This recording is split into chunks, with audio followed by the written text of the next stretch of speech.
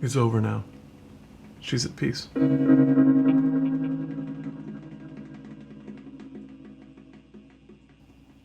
I wasn't sure what to expect, but I'm really enjoying your company. I mean, I guess you could have skipped the second part of that sentence. The first part makes it sound like you're surprised that I'm fun. I didn't mean it like that.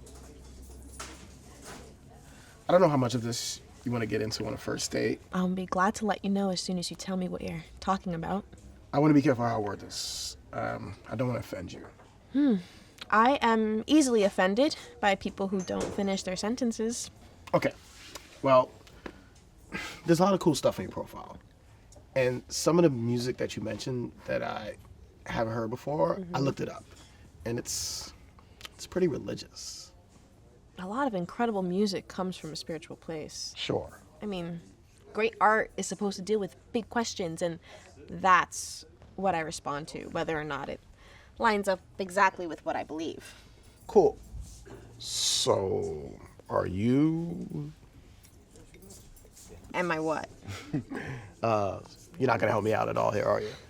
Remember what I said about finishing sentences? Yeah. They go for questions, too. My question is, are you personally religious? Are you asking me that question because I listed some gospel singers on a personality beat sheet? See, now you're evading the question.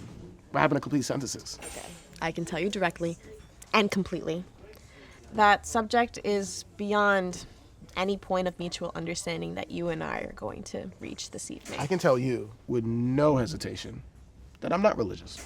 I'm sure that works for you, but it's not a yes or no question for me. So you're agnostic. Okay, let's play a game. What? Close your eyes and picture a house. I'll do the same. Is this some kind of ritual or something? Just close them. Keep them closed. Are you picturing a house? Yes. Okay.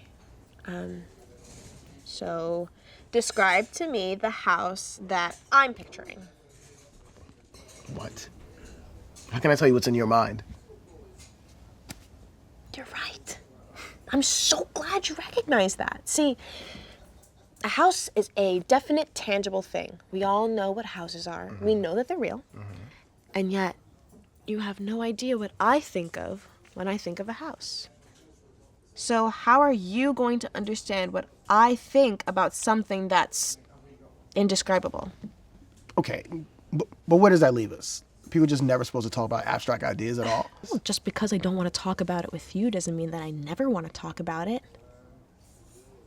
I mean, I don't know, I just like to build up to those type of conversations. Maybe like the day after I meet someone.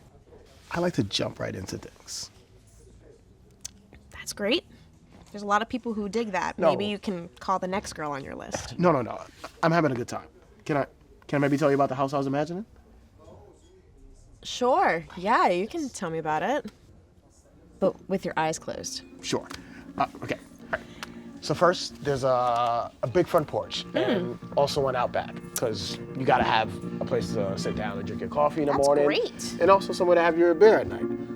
When you walk through the front door, there's a spacious dining room on your left and a comfortable living room on your right.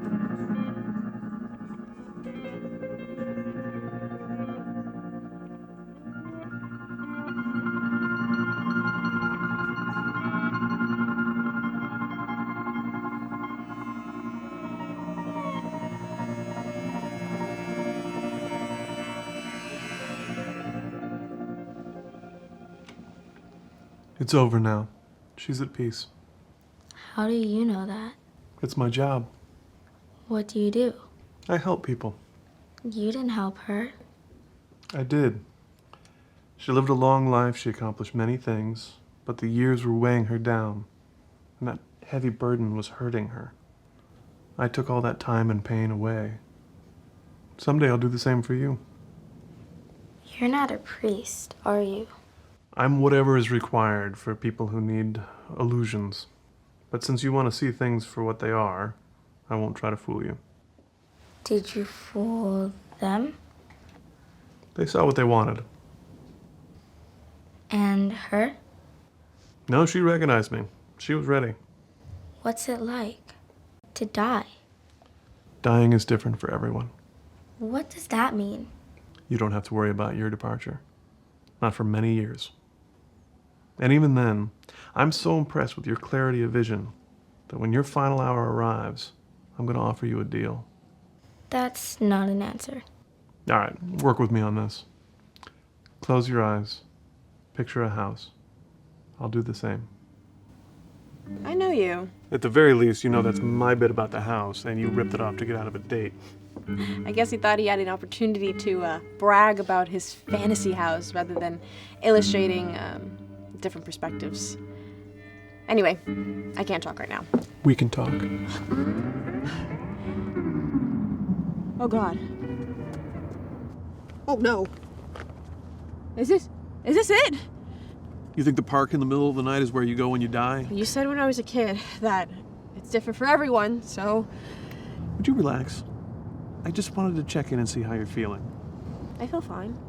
No! I feel great.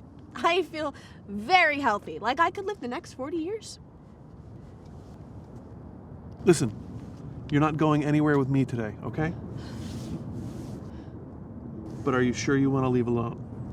There might be a jacuzzi in one. I'm not sure yet. I don't know how rich we're going to be at this point. I say we because me and you, obviously. Yeah, I'm sure. All right. It's up to you. Wait, is this a test? Like some sort of moral trick? I don't hustle morality. I'm death. I'm not some folk story devil. I don't play tricks. I do my job. You can't tell me you're doing your job when all you're doing is invading my life by showing off some weird teleportation magic trick. Okay? This is not some normal circle of life thing that you're doing here. You know, I never could fool you. You're right. This isn't normal. I like you more than most people, so I cheated a little in an attempt to intervene. It doesn't matter anyway, because you're obviously determined to make the same decision. I'm gonna ask you a question, and I want a straightforward answer. Am I making the wrong decision? It's not a mistake. It's a missed opportunity. Well, then tell me what I'm missing. I will. I'll tell you all about it next time I see you. How does that work? You show up, I remember you, but I don't know if this is a memory or a dream. And I feel fine right now. So what does this next time mean? Are you just gonna haunt me whenever you feel like it? Am I going crazy? You're pretty close. Not close to going crazy. I mean, the memory and dream thing. I do my best work in a space between those two. This is happening. And it has happened. And it will happen again. And it will always happen. And it's in your mind, and it's in the world too. That guy's a memory. This is a dream. But it's all as real as life and death. And how real is that? That's your answer to a cosmic mystery? It's not that mysterious to me. No, I guess it wouldn't be. Good for you. I know I don't have your eternal perspective, but when my life's at stake, I'd appreciate it if you'd be more straightforward with me. You still don't know the stakes. But I promise you, you will. And we'll have a good talk then. When? Right about now.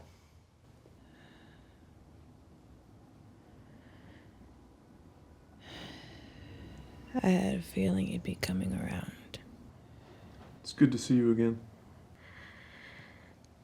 Forgive me if I don't feel the same. I understand. Scared? No, but a little sad.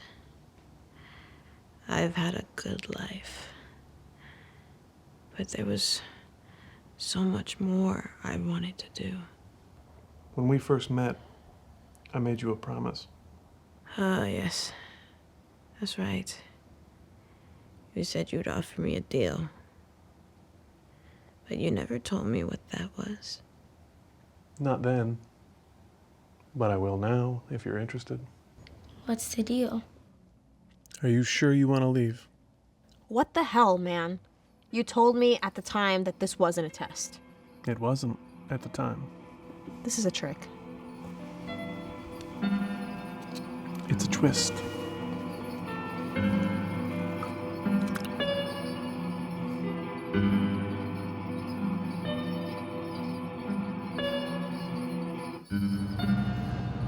All right, look, I know that you didn't hit it off right away, but he's a good guy. By your standards or mine? By any standard other than your immediate reaction to knowing that he's not as smart as you are. Not a lot of people are. So what do I do? You already did it. Well, what's the deal that you promised? If you hadn't walked out that night. Was I supposed to stay? I did not say that. But if you had, you'd have ended up married to a very successful individual. And he always had, or has, or will have a deep respect for you because he knows you're smarter than him. By most metrics, it's an objectively better life than the one you lived. And you can get started on it right away. If I stay? If you stay. Is that the deal? That is the deal. And what do you get out of it? Your soul. What did you say?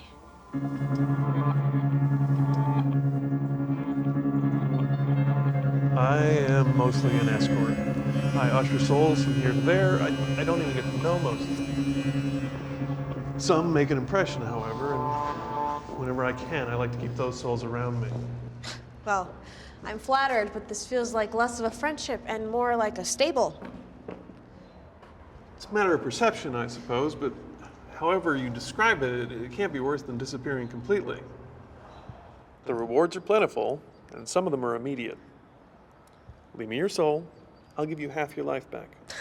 And it'll be really good. All I need is your soul. No, Say that again. I'm not giving you my soul. You're ready. How did you work that out? Just because I don't want to go back doesn't mean I want to go with you. It's not the promise you're rejecting. It's the price. You're not willing to give up your soul. You know that you've earned it. And you know that you can't relive your life without losing everything that you've learned. That remains with you, wherever you want me to take you. The rest you can leave behind. Let's go.